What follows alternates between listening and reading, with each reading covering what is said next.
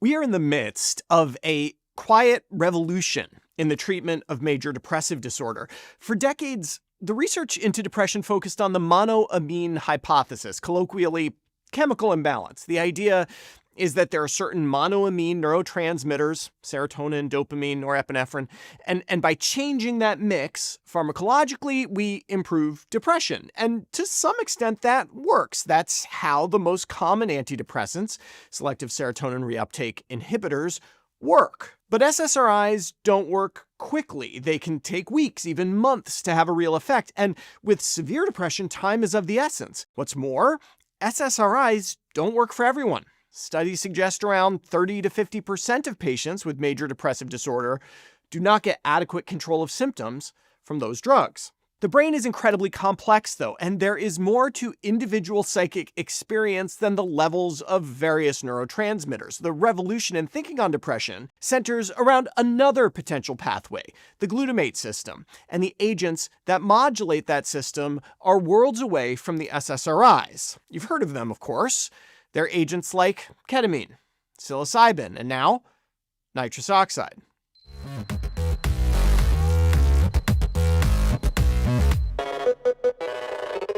I think we have to acknowledge the pattern here.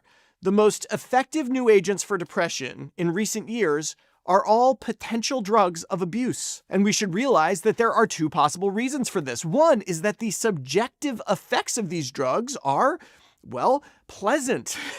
And maybe those pleasant sensations are enough to at least mask underlying depression. In that case, though, we'd expect the effects to be somewhat transient. We'll come back to this. The second possibility is that the reason these are potential drugs of abuse are simply because they treat underlying neurologic processes that lead to depression. Or to put another way, people abusing these drugs are simply self-medicating. The bulk of evidence for new antidepressant agents lies with ketamine, or more specifically, S-ketamine, which is actually FDA approved for treatment-resistant major depressive disorder.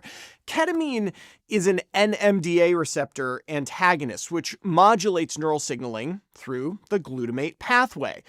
There are some short-term effects, but the antidepressant effects last longer than the subjective ketamine experience, often a few weeks. Still, multiple treatments are the norm. Psilocybin, the active agent in so-called magic mushrooms, is a serotonin 2A receptor agonist, a really amazing receptor in the brain that may mediate a lot of transcendent experiences from religious inspiration to schizophrenia, but also modulates the glutamate pathway in the brain. It's worth noting that early data suggests that even a single psilocybin dose can have profound and long-lasting antidepressant effects. No FDA approval yet, though. Which brings us to the subject of this commentary, nitrous oxide. If you're like me, you hear that and think of the dentist's office. If you're not like me, you think of Whippets, the club drug in the little canisters. Either way, you probably don't think of treatment-resistant depression, but maybe we should. At least according to this new study appearing in eBiomedicine, a Lancet journal. It's a meta-analysis of randomized trials of nitrous oxide for depression, and the results are actually pretty impressive. Before I show you the results, though, we always have to ask ourselves, is this biologically plausible? How could nitrous oxide improve depression? Well, for one thing, it's an NMDA antagonist, just like ketamine. It's not quite as potent an antagonist, though, which, to be honest, might be a good thing considering some of the side effects you get with ketamine. Nitrous has some other effects in the brain as well. It weakly stimulates opioid receptors. This is one of the reasons it has potential as a drug of abuse. But again, we have to accept the possibility that substances that generate even transient euphoria may impact depression incidentally. Studies in animals have suggested that nitrous oxide can act independently of NMDA to downregulate the default mode network, an important neurologic pathway that is responsible for self-referentiality. I find this possible mechanism really interesting, in particular because a hallmark of depression is rumination. The repetitive grand total of 7 randomized trials testing the theory, all of them small and all of them suffering from one major flaw that I'll get to in a minute. But first, sample size is a problem here. All 7 studies combined enrolled just 247 participants. Most randomized people to a 50% nitrous oxygen mixture. A few did a lower 25% dose versus air or oxygen alone. 5 of the 7 trials showed statistically significant reductions in depression scores. One was borderline significant, and one actually didn't have a control group, but the depression scores went down quite a bit anyway. But these effects were somewhat transient, noticeable at 1 hour post-inhalation and even at 24 hours after the acute effects wore off, but had waned substantially by 1 week after inhalation.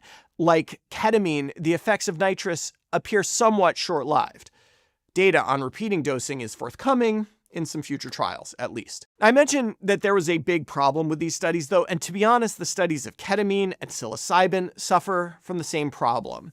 It is nearly impossible to blind people to the treatment they are receiving. A placebo control is a wonderful thing, but the truth is, a placebo control only works when people don't know whether they're getting the placebo or not, and it turns out that people can tell right away whether you are giving them a gas that contains 50% nitrous oxide or just plain air. In fact, about 3/4 of the patients correctly identified which gas they were receiving in one of the trials that reported this data. When the outcome is subjective, like a survey about depression symptoms, the knowledge that you got treated can have a substantial effect, even effect sizes on the scale we see in this meta-analysis.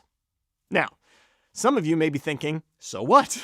Whether the effect is driven by antagonism to NMDA receptors or downregulation of the default mode network or placebo psychology, if people are less depressed, it doesn't matter. Fine, but that type of thinking really limits our ability to understand why these drugs work, and thus to understand more about how depression works, or to create drugs that work even better than the ones we have, maybe even drugs with less potential for abuse.